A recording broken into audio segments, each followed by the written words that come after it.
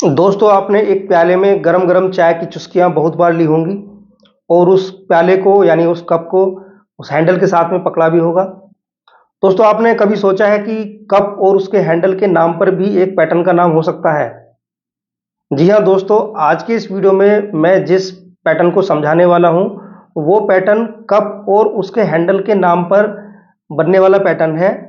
यानी कहिए कि कप और हैंडल के नाम पर इस पैटर्न का नाम रखा गया है। इस पैटर्न की फॉर्मेशन इस कप और हैंडल के साथ में मेल खाती है। यानी ये पैटर्न इस कप और इसके हैंडल के जैसा दिखता है और ये पैटर्न एक बुलिश कंटिन्यूएशन पैटर्न है। चार्ट में जब भी बनता है तो हमें उस ट्रेड में या कहिए कि हमें उस स्टॉक में कंटिन्यू रहने के सिग्नल्स देता है और अगर नया ट्रेड भी इस पैटर्न के बेस पे बनाना हो तो एक प्रॉफिटेबल ट्रेड होने के बहुत ज़्यादा चांसेस होते हैं। तो आइए आज के इस वीडियो में हम कप और हैंडल पैटर्न को समझते हैं।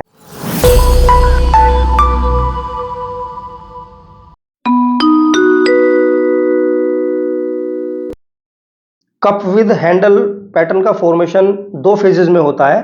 या कहिए कि दो पार्ट्स में होता है। पहली फेज में इस पैटर्न के कप का फॉर्मेशन होता है और दूसरी फेज में हैंडल का फॉर्मेशन होता है। तो इन दोनों फॉर्मेशंस को समझ लेते हैं।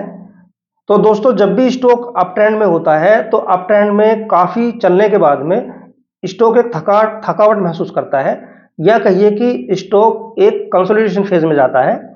और इस कंसोलिडेशन फेज में यानी अप ट्रेंड में जिन प्राइस लेवल पर इसने रेजिस्टेंस फेस किया था और रेजिस्टेंस फेस करने के बाद में स्टॉक रिट्रेस करता है यानी नीचे की तरफ आता है यानी डिक्लाइन करता है। उस डिक्लाइन फेज में स्टॉक एक राउंडेड शेप बनाता हुआ नीचे की तरफ आता है और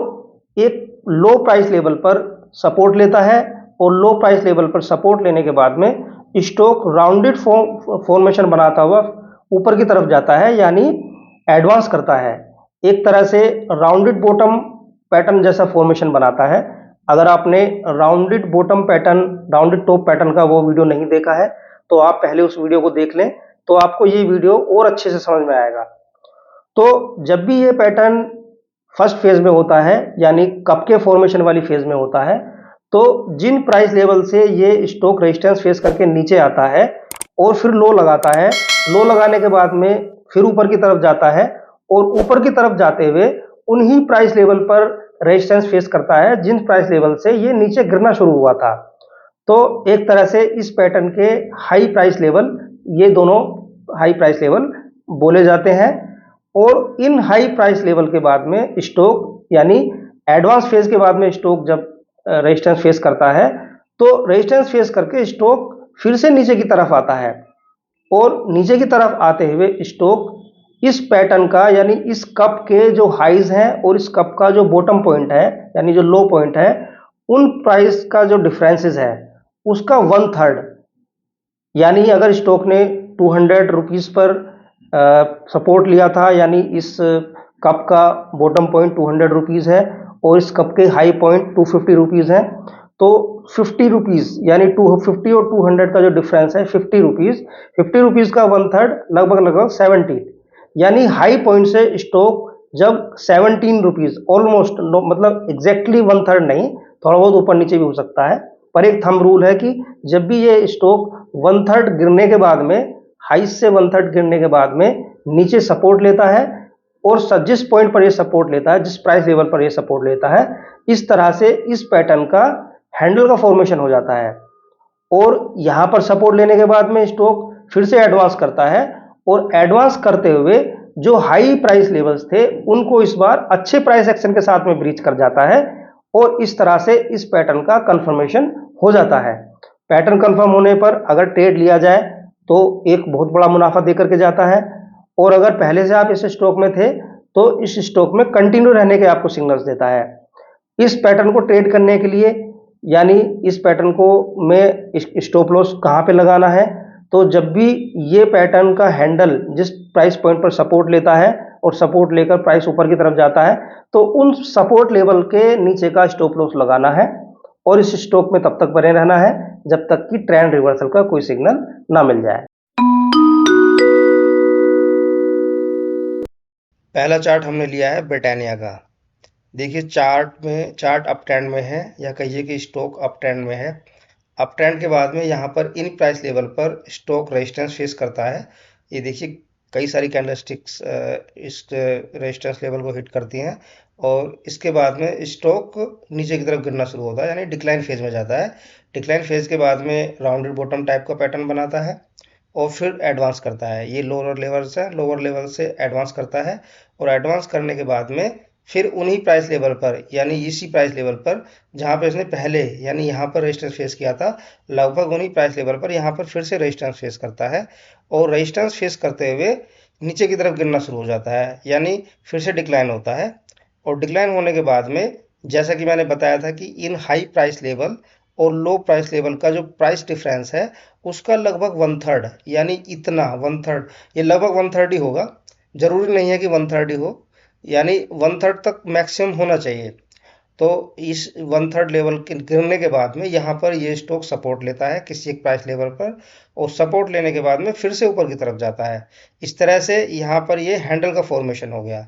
ये कप का फॉर्मेशन हुआ और फिर ये हैंडल का फॉर्मेशन हुआ। यहाँ पर हैंडल का फॉर्मेशन देने के बाद में स्टॉक फिर से ऊपर की तरफ जाता है और ऊपर की तरफ जाते हुए अब की बार इस कैंडलस्टिक में देखिए कितनी बड़ी कैंडलस्टिक बनी है, यानी कितना बड़ा प्राइस एक्शन हुआ है इस कैंडलस्टिक में। यहाँ पर इन प्राइस लेवल को, ये जो हाई प्राइस लेवल्स थे ये और ये सेम प्राइस लेवल, इनको इस कैंडलस्टिक में ब्रेकआउट दे देता है और हमारा ट्रेड कंफर्म हो जाता है, यानी पैटर्न कंफर्म हो जाता है। तो इस कैंडलस्टिक में अगर हमने अपना ट्रेड बनाया होता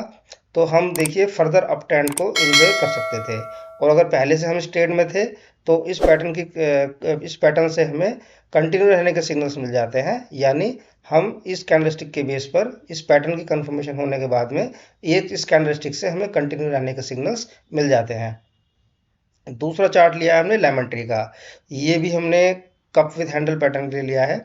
देखिए चार्ट अप ट्रेंड में है, अप ट्रेंड में जाने के बाद में किसी एक प्राइस लेवल पर यहाँ पर रेजिस्टेंस फेस करता है, रेजिस्टेंस फेस करके नीचे गिरता है, फिर राउंडिंग बॉटम टाइप का पैटर्न बनाता है, फिर से ऊपर की तरफ आता है, ऊपर की तरफ आते हुए उन्हीं प्राइस लेवल पर रेजिस्टेंस फेस करता है जहाँ पे इसने पहले रेजिस्टेंस फेस किया था और फिर नीचे की तरफ गिरता है और यहाँ पर सपोर्ट लेता है। तो इस तरह से ये कप का फॉर्मेशन हुआ, ये हैंडल का फॉर्मेशन हुआ और यहाँ पर सपोर्ट लेने के बाद में स्टॉक फिर से ऊपर की तरफ जाता है। और इस बार देखिए इस कैंडलस्टिक में कितनी अच्छी बड़ी कैंडलस्टिक बनी है। इस कैंडलस्टिक में इन रेजिस्टेंस लेवल्स को ब्रीच कर जाता है, तो हम ब्रीच करने के बाद में अपना ट्रेड ले सकते थे और इस स्टॉक में बने रह सकते थे। तीसरा लिया है हमने होम फर्स्ट का, ये भी हमने कप विद हैंडल पैटर्न के लिए लिया है। चार्ट अप ट्रेंड में है, अप ट्रेंड के बाद में देखिए यहाँ से नीचे गिरना शुरू होता है और इन प्राइस लेवल पर देखिए, इन चार कैंडलस्टिक को देखिए, इन प्राइस लेवल पर यहाँ पर स्टॉक रेजिस्टेंस फेस करता है और रेजिस्टेंस फेस करने के बाद में फिर से गिरना शुरू होता है। तो ये हमारे पहले प्राइस लेवल है, पहले हाई प्राइस लेवल है। तो डिक्लाइन करने के बाद में यहाँ से राउंडिंग बॉटम टाइप का फॉर्मेशन देता है, फिर से ऊपर की तरफ जाता है और ऊपर की तरफ जाते हुए लगभग इन्हीं प्राइस लेवल पर, यहाँ पे देखिए ये प्राइस लेवल थे जहाँ से रेजिस्टेंस फेस किया था और यहाँ पर इन प्राइस लेवल पर रेजिस्टेंस फेस करता है, रेजिस्टेंस फेस करके और यहाँ से फिर से नीचे गिरना शुरू होता है, यहाँ पर सपोर्ट ले लेता है। तो एक तरह से ये कप का फॉर्मेशन हुआ,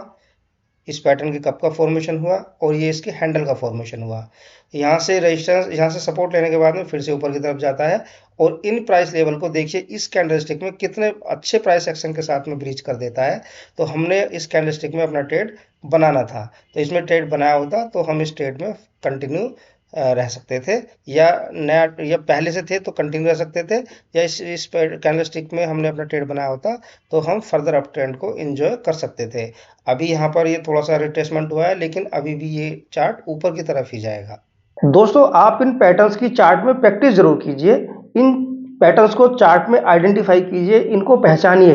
क्योंकि जितना आप चार्ट्स को ओपन करके देखेंगे, इन पैटर्न्स को फाइंड आउट करने की कोशिश करेंगे, उतनी ही चार्ट पे आपकी एक्सपर्टीज बढ़ती चली जाएगी और उतने ही अच्छे अच्छे आप ट्रेड ले पाएंगे और प्रॉफिटेबल ट्रेड ले पाएंगे, यानी लॉसेस से बचेंगे और आपकी एक ट्रेडिंग में जो एक्सपर्टीज है वो एस्टेब्लिश हो जाएगी और आपको फिर एक आपका भी एक पैटर्न बन जाएगा जिस पैटर्न के बेस पे आप अच्छे अच्छे ट्रेड उठा पाएंगे। तो दोस्तों अगर आपको ये वीडियो अच्छा लगा है तो आप इस वीडियो को लाइक कीजिए, दोस्तों के साथ में शेयर कीजिए और चैनल को जरूर सब्सक्राइब कीजिए। धन्यवाद।